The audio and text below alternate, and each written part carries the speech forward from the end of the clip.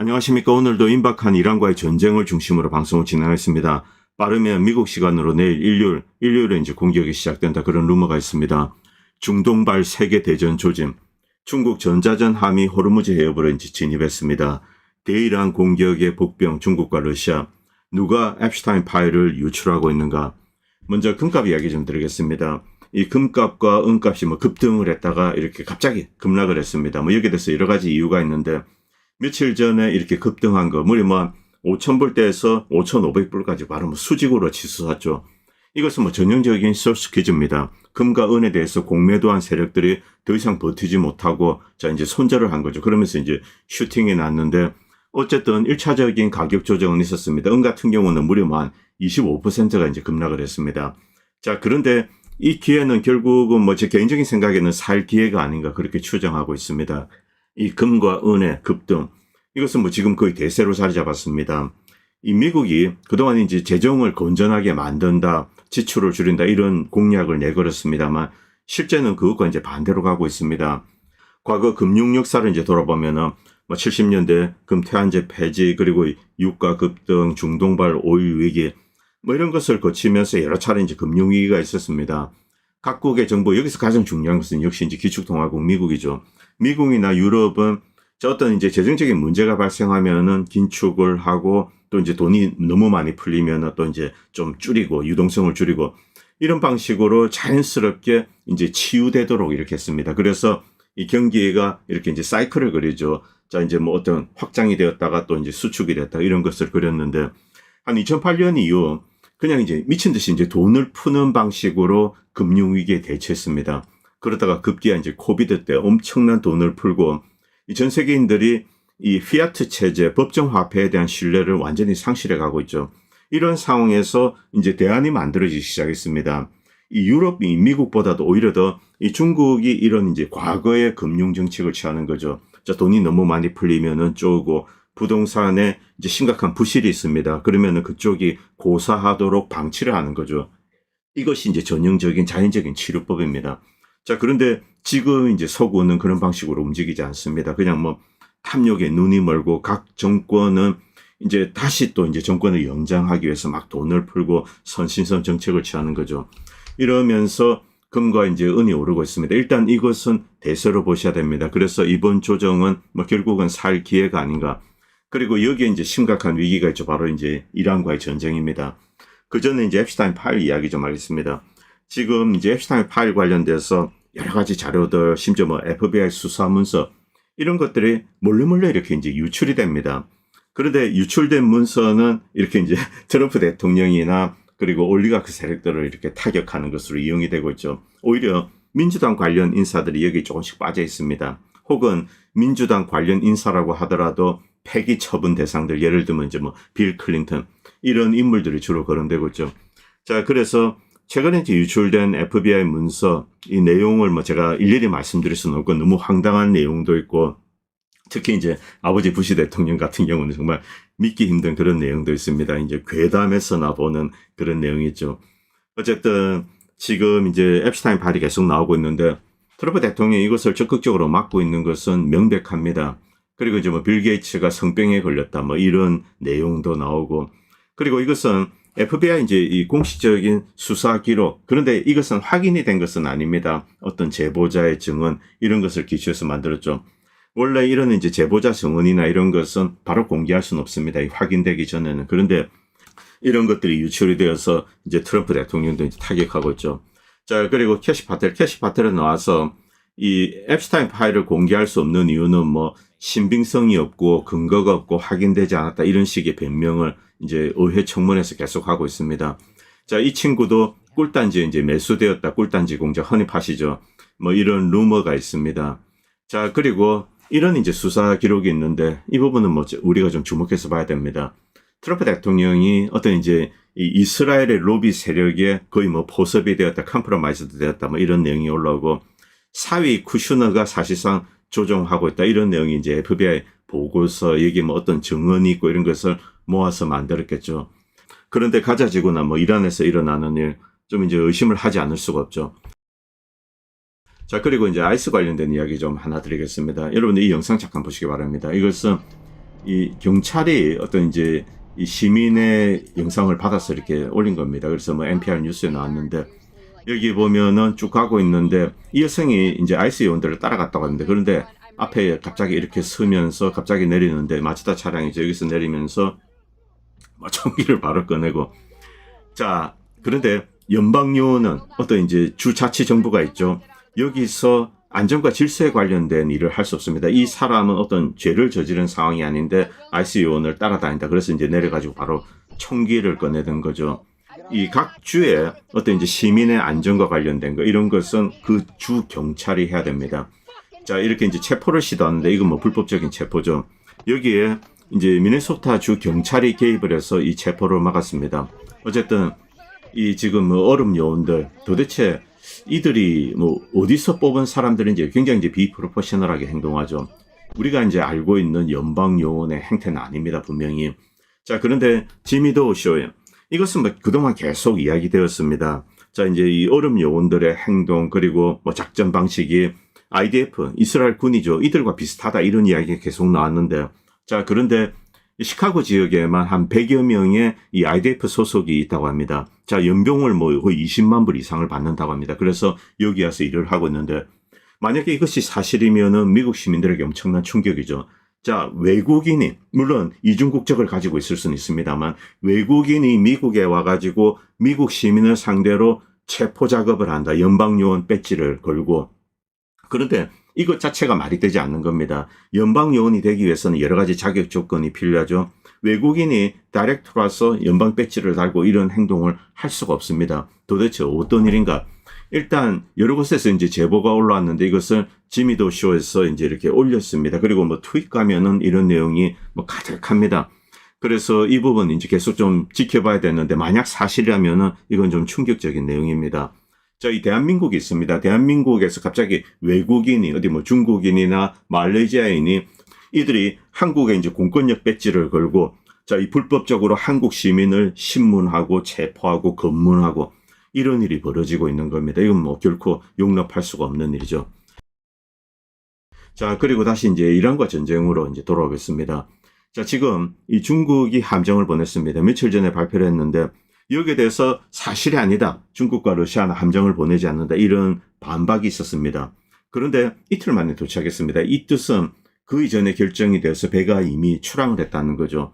자, 05 구축함, 대규모 구축함입니다. 그리고 이제 052 유도 미사일 구축함도 있고 그리고 여기에 특징적인 게 전자전함이 들어왔습니다. 이 부분은 이제 좀 우리가 주목해서 봐야 되는데 자, 이란은 중국과 러시아 어떤 국가적인 이해에 사활이 걸린 곳입니다.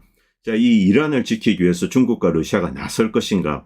이 많은 사람들은 좀 의문을 표하고 이 중국이나 러시아는 외국의 어떤 군사적인 개입을 꺼려하고 지금 러시아 같은 경우는 당장 이제 우크라이나전을 수행하고 있고 그리고 러시아와 이스라엘의 어떤 특수 관계를 봤을 때 이란을 뭐 전적으로 도와준다. 이것은 뭐 좀 예상하기 힘듭니다.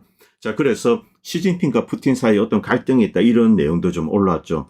그런데 중국 입장에서 이란은 거의 뭐 이 중국의 에너지 전략의 생명수 같은 곳입니다. 이 중국은 이제 석유 분야에서 물론 뭐 중국 내에서 이제 채굴도 하고 그다음에 대체 에너지도 있습니다만 이 석유 관련돼서 여전히 상당 부분은 중동 지역에서 특히 이란에서 수입합니다. 이 베네수엘라에서 수입하는 거 이것은 사도 그만 안 사도 그만이죠. 그래서 뭐 캐나다에서 사온다 이런 이야기도 있는데 이 중질유죠. 그런데 이 이란에서 오는 이 기름 이것은 뭐 반드시 필요합니다. 그래서 이제 중국은 이란에 개입할 거다. 그리고 이 중국의 1대1로 전략 그리고 이란을 두고 아프리카 이 중국은 아프리카에 엄청난 투자를 했습니다. 그렇기 때문에 이 아프리카와 연결하는 통로고 동시에 주변에 이제 중국이 그동안 공을 들인 뭐 파키스탄이니 이런 나라들이 있습니다. 그래서 본격적으로 개입한다. 이 05 구축함은 스펙상으로는 세계 최강의 함임은 틀림이 없습니다. 자, 이 함정 이 사진 이것은 호르무즈 해협에서 직접 찍은 겁니다. 이 안으로 들어오는 것. 일단 들어왔으면은 이제 대공 엄브레라를 켜겠죠. 이 중국이 미국이 쏘는 미사일을 다이렉트로 요격한다. 뭐 그렇게 하진 않을 것 같습니다. 그러나 여기서 이제 ISR 자산, 자 미사일이 날라오면은 어디서 날라온다 이런 것을 추적해서 이란 대공 시스템과 이미 연결이 되어 있을 겁니다. 왜냐하면 이란에 배치한 중국의 이제 최신형 이 대공 시스템이 있죠. 자 여기서 이제 유도를 하면서 발사를 하게 되고 요격을 하게 될 겁니다. 이것을 위해서 들어가는 것이 아닌가. 미국도 다이렉트로 뭐 이란 상공에 가서 폭탄을 떨어뜨리고 당장은 불가능합니다. 일단 시드 작업을 해야 되고 시드에 성공한다고 하더라도 이란은 너무나 이제 다양한 대공 시스템을 갖추고 있기 때문에 일단 뭐 토마호크라든가 어떤 이제 공중에서 발사할 수 있는 스탠드오프 미사일 이것을 위주로 일단 1차적인 공격을 하게 될 겁니다. 이것을 이란이 막아내는데 이제 중국이 큰 도움을 줄 수 있는 것은 사실입니다. 자, 그리고 두 번째 함정. 이 함정은 전자전함입니다. 단순히 어떤 정찰 이런 것만 ISR만 하는 게 아닙니다. 바로 저게 날라오는 미사일 여기 이제 교란 신호를 보내서 3000파로 빠지게 한다든가. 이 중국의 전자전함이 강력한 이유는 일단 발전 용량 때문에 그렇습니다. 미국 역시 당연히 이제 뛰어난 전자전 시스템을 가지고 있죠. 자, 그런데 미국 내 이제 함정들 만든 지가 좀 오래됐기 때문에 전체적인 발전 용량이 떨어집니다. 그리고 전투기의 이제 전자전 이 능력은 아무래도 제한적이죠. 이 배는 뭐 가공할 전자파를 이용해서 이렇게 교란을 하고 제밍을 하게 됩니다. 바로 이것이 들어왔다. 이것은 미국의 1차 시드 공격, 그것을 방어해내기 위해서 온 것이다. 이렇게 해석할 수 있죠. 이 중국이 매우 적극적으로 들어온 것임은 틀림이 없습니다. 이 함정의 이름이 랴오왕이라고 합니다. 818A 전자전. 물론 ISR 작업도 하고 동시에 전자파 공격을 하게 되는 거죠. 제밍이라든가 교란을 하고 이런 방식으로 대응을 하는 겁니다. 이 중국이 이란에 이제 어느 정도 무기를 제공해 줬나 아마 이것은 아직까지 이제 공개되고 있지 않습니다. 이 러시아 관련돼서 제가 막 방송 중에 이란 관련돼서는 특히 이제 좀 의심을 많이 했는데 이건 뭐 러시아와 이스라엘의 특수성 그런 문제가 있고 그리고 많은 이스라엘의 간첩이 동시에 이 러시아 내에 있을 것으로 생각합니다. 좀 특수한 관계 있죠. 그래서 러시아 군인이지만 이란 관련된 정보를 이렇게 뭐 이스라엘이나 이쪽으로 넘겨줄 그럴 가능성이 높다는 겁니다. 자, 그런데 이 중국이 이런 종류의 무기를 뭐 이란에 제공해 준다 이런 이야기인데 일종의 에너지 비임 무기입니다. 좀 황당하죠. CG가 아닌가 뭐 이렇게 추정이 됩니다. 어쨌든 이런 무기를 개발해서 뭐 중국에 준다 뭐 이런 이야기도 나오고 있습니다. 자, 그리고 사우디아라비아는 일단 뭐 이란과 이제 경쟁 관계에 있습니다. 이번 전쟁을 선호할까? 이 경제나 여러 가지 이슈가 있기 때문에 이제 여기에는 큰 물음표가 있습니다. 그런데 사우디 국방장관이 트럼프에게 이란과 전쟁을 촉구하고 있다. 이런 내용이 이제 악시오스 보도에 올라왔습니다. 이 사우디는 이 왕자들이 다양한 세력군을 형성하고 있습니다. 외무 같은 경우는 파루자 왕자인가요? 그 양반이 담당하고 있고 또 이제 국방장관에는 이 칼리드 왕세자입니다. 이 사람이 있습니다. 이 사람은 이제 미국 보고 이란을 때려야 된다. 왜냐하면 만약에 이번에 이제 트럼프가 물러서게 되면은 이란이 더욱더 대담해지게 될 거다. 일단 이제 전략을 모았습니다. 공격을 하지 않고 물러서게 되면은 아무래도 이제 이란이 좀 더욱더 이제 힘을 쓰게 좀 운신의 폭이 넓어집니다. 그리고 협상을 하더라도 이란은 시간을 벌 수 있죠. 그래서 뭐 이번 기회에 때려야 된다. 이 기사를 믿을 수 있을까? 글쎄요. 이 세계 언론들, 특히 이 주류 언론들은 이란과의 전쟁을 지금 뭐 이 부추기고 있습니다. 그 배후에는 이제 거대한 뭐 어떤 이스라엘 로비 세력이 있을 것으로 생각합니다. 자, 지금 이 미국은 이 정도 이제 군사자산을 배치했는데, 자, 이것으로 고강도 전쟁을 이란과 수행한다. 단적으로 불가능합니다. 미국이 투입한 이 군사력, 지금 여기에 뭐 지상군은 없습니다. 그런 지상 작전을 할 수 있는 병력 자체는 지금 이곳에 존재하지 않고, 자, 이 해군과 공군 지원 인력이죠. 해군은 상당수의 함정을 배치했습니다만 화력 자체가 제한적입니다. 그리고 항모 관련된 얘기, 이건 뭐 한국 사람들이 좀 크게 깨달아야 되는 게 있습니다. 자, 2차 이라크 침공, 이때는 뭐 압도적인 무력으로 이라크를 유혈할 때입니다. 이때조차 이 항공모함이 공군작전에 가담한 것은 8%도 채 되지 않습니다. 그 이후 대부분의 이제 전쟁이 그렇습니다. 이미 뭐 이 방공자산이 완전히 무력화된 게 확인되기 전에는 항모를 이용해서 출격해서 폭격을 한다. 이런 일은 극히 드뭅니다. 대부분의 작전은 공군이죠. 지상에서 다량의 이제 무기를 싣고 그 다음에 가서 이제 뭐 폭탄을 떨어뜨리는 이제 하는 겁니다. 아무래도 항공모함에서 이륙해서 여기에 장착할 수 있는 어떤 무기의 수도 제한적이고 폭장량 자체가 이제 제한적이죠. 자, 그렇기 때문에 이 오만 앞바다에 떠 있다. 이것은 오히려 전쟁이 임박하지 않았다. 뭐 그런 시그널일 수도 있습니다. 그리고 항모 전단이 이렇게 움직이게 된다. 만약에 진짜 전쟁이 터지면은 이 전력은 항모를 방어하는 데 대부분 집중을 합니다. 그래서 군사적으로 이제 큰 의미가 없다는 거죠. 결국 이란에 이제 어떤 은밀하게 타격을 줄 수 있는 공격을 하기 위해서는 공군이 나서야 됩니다. 공군이 떠서 이제 이란에 타격할 수 있는데 가능한 지점, 이제 원점이죠. 사우디아라비아에 있는 공군기지 그리고 이제 요르단에 있습니다. 일단 요르단에 집중을 하는데 터키 같은 경우는 터키가 허용하지 않습니다. 자, 그리고 뭐 이 바레인이나 이런 데 있는 것은 쓸 수가 없죠. 왜냐하면 너무 가깝기 때문에 다이렉트로 이제 이란의 단거리 미사일이었습니다. 파괴가 됩니다. 자, 현재 요르단, 사우디아라비아 이제 이 두 곳이 있고 항공모함은 이제 직접 이란을 때리는 데는 큰 의미가 없다 이렇게 보시면 됩니다. 그리고 잠수함에서 뭐 토마호크 미사일을 날린다든가 그런데 이 수량 자체도 제한적입니다. 한 800발 정도 쓸 수 있지 않을까. 그런데 800발을 쓰면은 이 중에 한 60% 이상은 요격된다고 보셔야 됩니다. 이 토마호크 미사일 자체가 굉장히 요격하기가 쉽죠. 자, 그리고 또 하나 이제 우리가 관심을 가져야 되는 것은 키프로스입니다. 자, 그렇기 때문에 이란 입장에서 만약에 이제 공군이 공격을 한다. 이때 타격해야 될 지점. 첫 번째는 지난번에 이제 배신한 아제르바이잔입니다.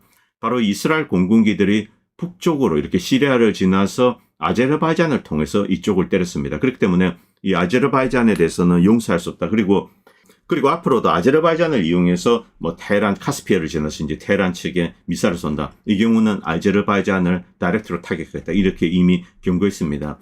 뭐 아제르바이잔은 이란과 이제 군사적으로 경쟁할 수 있는 그런 국가가 아니죠. 사이즈가 작습니다. 그리고 위에 러시아가 있습니다.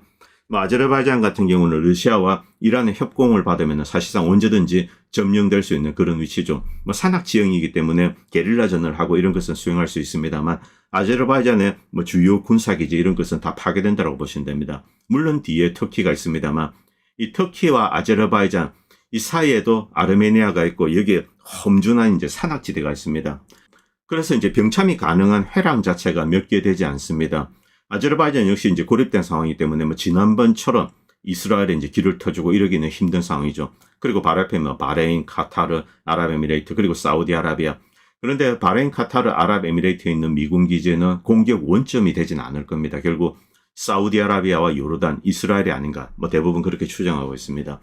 그런데 어떤 공격 자산이 있던 이란 같은 경우는 진짜 작심을 하면은 이쪽 지역에 있는 미군 기지들 그리고 뭐 이스라엘도 마찬가지입니다만 이 함대도 그렇죠. 이들을 공격할 수 있는 그런 화력은 가지고 있습니다. 미국 같은 경우 한 일주일 정도 어떤 고강도 작전을 수행할 수 있습니다만 그 다음에는 다 떨어지는 거죠. 결국 철수를 하게 됩니다. 자, 만약에 이 항모가 떠나게 되고 이제 후퇴를 하게 된다. 이때는 뻥뻥 비게 되는 거죠. 그때 이란이 전쟁을 멈추지 않습니다. 그때는 뭐 이스라엘이든 뭐든 다 파괴가 된다는 거죠. 자, 그래서 미국 입장에서는 딜레마입니다. 뭐 이란에 대해서 여러 가지 참 많은 이야기가 있는데 이란의 정부 속성 그리고 뭐 팔레비 왕조 이야기 지금 이제 사람들이 많이 이제 거기에 대해서 이제 공부를 하고 그러신 분들도 계시죠. 그래서 모르시는 분들은 이란에 대해서 이제 다시 보게 되고 그러는데 뭐 저는 개인적으로 좀 이런 생각인데 갑자기 그냥 뭐 이란 이야기가 나와서 그런데 이 팔레비 왕조야말로 이 이란에서 어떤 페르시안들의 선민의식, 이 페르시안 선민의식에 철저히 무장된 그런 정권이었습니다. 그래서 많은 사실은 이제 페르시아인들이 미국으로 뭐 캐나다로 이런 데 이제 도망 나왔죠. 유럽에 프랑스, 런던도 많이 있습니다. 이들은 지금 현재 이제 신정 체제에 대해서 반감을 가지고 있습니다. 그 이전에 있었던 팔레비 왕조, 이것은 철저한 이 페르시안 선민의식에 무장된 그런 국가였습니다. 그래서 국가 발전도 테헤란을 중심으로 한 어떤 페르시안들이 많이 살고 있는 지역, 그리고 이 페르시안들이 장악한 산업 이쪽에 집중적인 지원을 했죠. 그런데 이란이라는 국가는 다민족 국가입니다. 페르시아는 한 60몇 % 정도 됩니다. 그렇기 때문에 다른 지역에서 반감이 있고 페르시안들이 미국과 함께 이제 미국의 지원을 받고 어떤 선민의식에 젖어서 이란 전체를 통치합니다. 여기에 반감을 가진 어떤 이제 당시에는 사회주의적인 사상을 가진 사람도 많이 등장하죠. 이런 젊은이들. 이 아제르족도 이런 사람들, 뭐 투르크족도 마찬가지입니다만, 그리고 이 쿠르디스탄.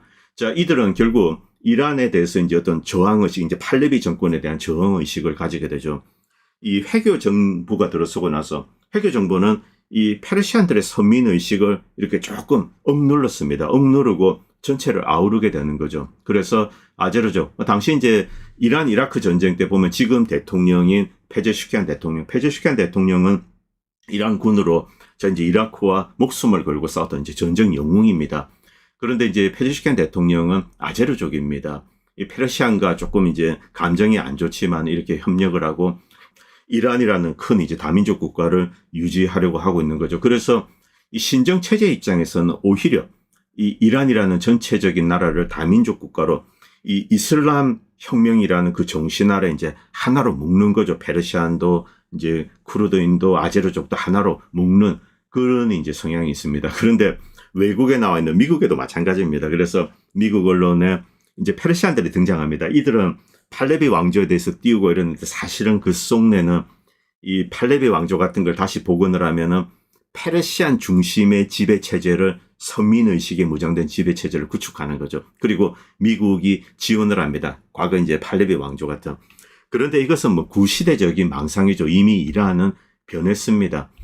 그리고 앞에서 말씀드렸듯이 이 팔레비 왕조는 철저한 페르시안 선민의식에 무장된 그런 정권이었습니다. 미국이 이들을 지원하고 전체로서 이제 이란을 지배를 하는 거죠. 그래서 다른 지역, 뭐 아제르족 이런 데 가면은 그때는 문맹이 뭐 거의 50% 이상이 되고 그렇습니다.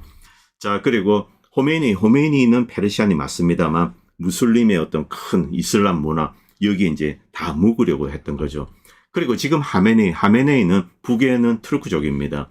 자, 이렇게 이제 조금 이란이 이런 문제가 있는데 오히려 미국이나 이런 데 있는 이제 페르시안들이 지금 뭐 이 선전전에 나서서 이제 이야기를 하는 경향이 있습니다. 실제 그래서 미국에 있는 프랑스 런던에 있는 이 디아스포라 이 페르시안들, 이란인들, 이들은 과거 이제 팔레비 왕조 시절 때 우리가 얼마나 잘 나갔는데 이런 생각을 하고 있죠. 그리고 진짜 잔혹하게 다민족들을 다뤘습니다. 아제르족, 이 쿠르드족.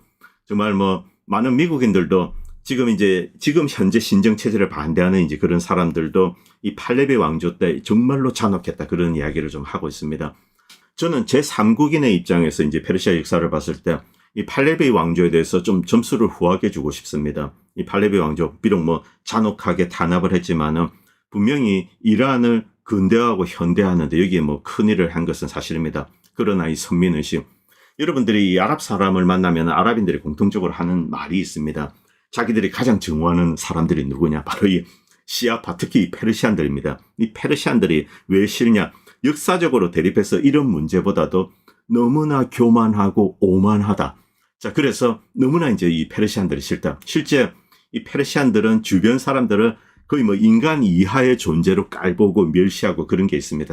실제로 이 페르시안들은 이 주변 뭐 아랍인들이든 뭐 투르크족이든 이들을 진짜 이제 멸시하고 이렇게 내려다보고 있습니다. 뭐 그런데 이것은 뭐 특정 민족의 이야기고 어쨌든 지금은 전체로서 이제 이란이라는 국가죠. 자, 이 미국과 이스라엘 그리고 서방이 있습니다. 이들은 이란을 발카나이즈 한다. 즉 완전히 찢어서 쪼개버리는 겁니다. 힘을 쓸 수 없는 나라로 만들겠다.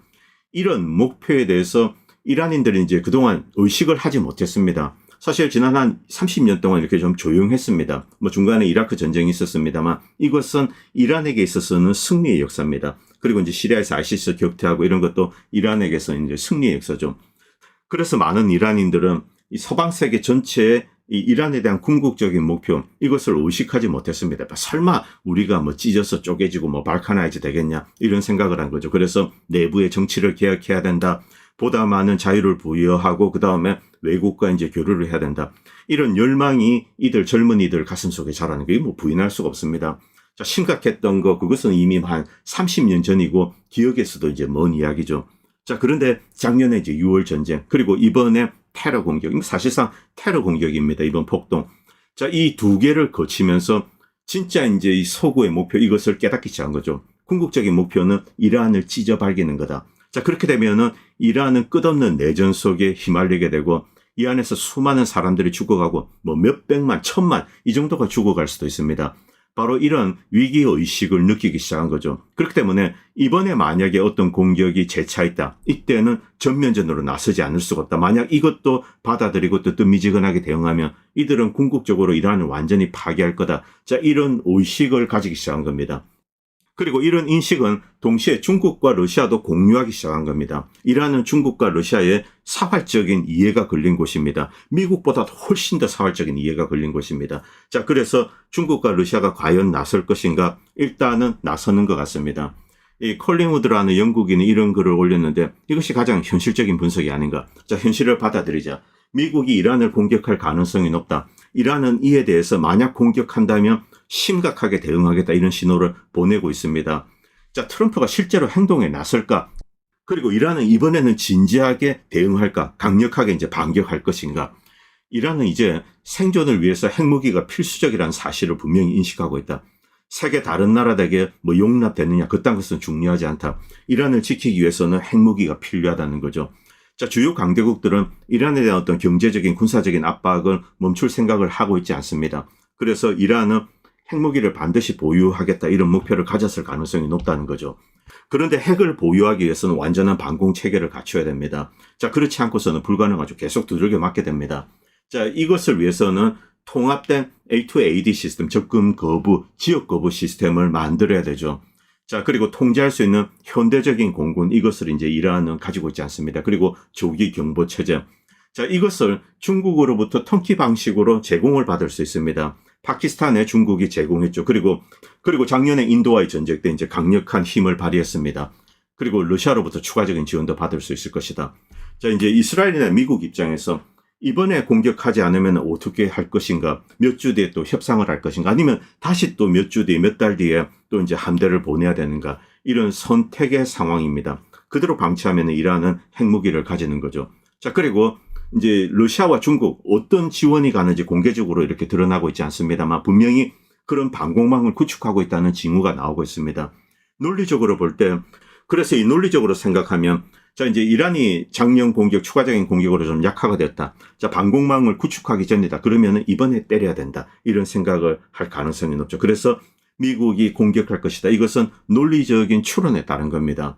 그리고 과거에 이란은 공격을 받아도 제한적인 대응만 했습니다. 뭐 미국과 약속 대련을 하고 뭐 이런 식으로 마무리가 되었습니다. 만약에 그렇게 하지 않는다면 그때는 뭐 미국 입장에서는 사실은 엄청난 일입니다. 제가 그냥 엄청난 일 이렇게 이야기하는데 왜냐하면 그 다음 대책을 미국은 현재 갖고 있지 않기 때문에 그렇습니다. 분명히 이란은 이란 주변에 있는 미국 주요 이제 군사 시설들 그리고 이스라엘을 파괴할 힘을 가지고 있습니다. 물론 이스라엘은 핵을 가지고 있죠. 자, 핵이 없는 한, 자, 이들 지역은 엄청난 데미지를 입을 것이다. 그리고 이제 여러 가지 이제 중동 지역의 산유국들, 거품한 연안 국가들, 사우디, 여기에 있는 미국의 엄청난 투자 자산들, $1트릴리언 달러입니다.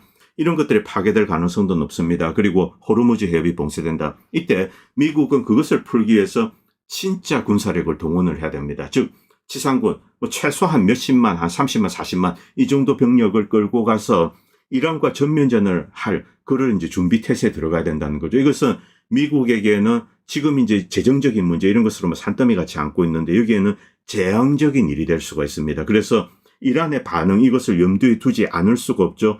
그리고 중국과 러시아가 개입하면 어떻게 될 것인가 방정식이 복잡해집니다. 자, 지금 테헤란, 이스라엘과 미국이 이란 정권을 제거하려고 한다. 분명히 깨달았습니다. 그리고 나아가 이란을 발칸하고 완전히 유고슬라비아처럼 찢어발겨서 쓰레기 국가로 만드는 거죠. 그리고 시리아 내전 같은 상황으로 이렇게 빠뜨리게 하려고 한다. 이란은 실존적인 위협을 이제 지금 인식하고 있습니다. 그래서 강하게 대응할 가능성이 높고 그렇게 할 경우는 미국이 오히려 이제 궁지에 몰릴 수가 있다는 거죠. 자, 그런데 논리상 미국의 공격이 당연하다. 그리고 이란은 막대한 이제 대응 공격을 한다. 이게 이제 논리적인 결론입니다. 그러면은 큰일이 터지게 되는 거죠. 그리고 이런 논리적인 추론에 따르면은 미국이 주저할 가능성이 현실적으로는 훨씬 높은 게 사실입니다. 콜링우드 이 분석은 사실은 논리적으로 가장 타당한 이야기입니다. 윌 슈라이버도 이런 글을 올렸는데, 자, 이 러시아와 중국이라는 변수, 이것은 또 하나의 미국에게 있어서는 굉장히 중요한 변수라는 거죠. 방정식이 복잡해집니다.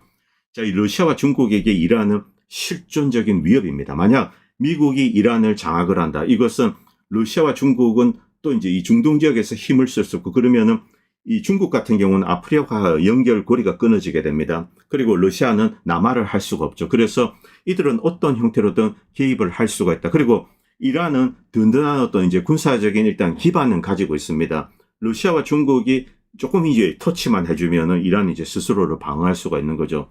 자, 베네수엘라 사태. 베네수엘라는 기본적으로 중국과 러시아가 개입해서 이 보호할 수 있는 그런 나라는 아닙니다. 그럼에도 불구하고 중남미, 남미에 대한 미국의 개입에 대해서 제가 반대하는 이유는 똑같은 일이 반복된다는 겁니다. 중남미, 남미는 중국이나 러시아, 과거 이제 다른 강대국의 힘을 빌려서 스스로 독립을 쟁취한 나라들이 아닙니다. 무엇으로 했을까요? 국민들입니다. 자, 국민들 100만, 1000만, 2000만 이들이 똘똘 뭉쳐서 길에서 행진을 하는 거죠. 자, 이 국민적인 저항 여기에 미국은 패퇴하고 또 또 이제 정권이 바뀌게 되고 그러다가 공작을 하고 또 쿠데타를 일으키고 이것이 계속 반복되었는데 결과적으로 미국의 돈만 쓴 그런 꼴이 됩니다. 베네수엘라도 이제 똑같은 꼴이 될 가능성이 높습니다. 이쪽은 전적으로 거기 살고 있는 사람들, 그들에 의해서 이제 패퇴될 겁니다. 그런데 이란은 또 상황이 조금 다릅니다. 이란은 유고슬라비아만큼은 아니집니다만 내부에 이제 어떤 분열적인 요소가 있습니다. 심지어 이 페르시안 내부에 미국의 후원을 받고 다시 이제 이란을 페르시안들이 지배하는 나라로 만들려고 하는 그런 세력도 분명히 존재하는 것은 사실입니다. 자, 그런데 이제 러시아, 중국 입장에서 베네수엘라가 미국이 장악한다. 이건 뭐 러시아, 중국의 실존적인 이해가 상관이 없습니다. 그런데 이란은 그런 방식으로 희생되어서는 안 된다. 이란은 지정학적으로 매우 중요한 위치에 있고 그리고 무엇보다도 이 러시아와 중국은 다극화된 세계 질서를 추구하고 있습니다. 여기에 이란은 굉장히 중요한 런치핀 역할을 하고 있습니다. 이 러시아와 중국은 이란의 몰락을 결코 용납할 수 없으며 그렇게 되면 페르시아만 전체 지역이 미국과 이스라엘의 지배하에 놓이게 됩니다. 1대1로 브릭스 구상, 새로운 다극화된 국제질서 출현이 무산될 수 있죠. 그리고 미국 제국이 세계 패권을 유지하는 데 이제 든든한 어떤 거점을 확보하게 됩니다. 자, 이들이 할 수 있는 일이 무엇일까? 자, 윌슈라이버는 뭐 두 가지가 떠오르는데 첫 번째는 이란을 공식적으로 핵 우산 아래에 두어야 된다. 이 중국과 러시아는 어떤 경우에도 핵 우산을 만들지 않았습니다.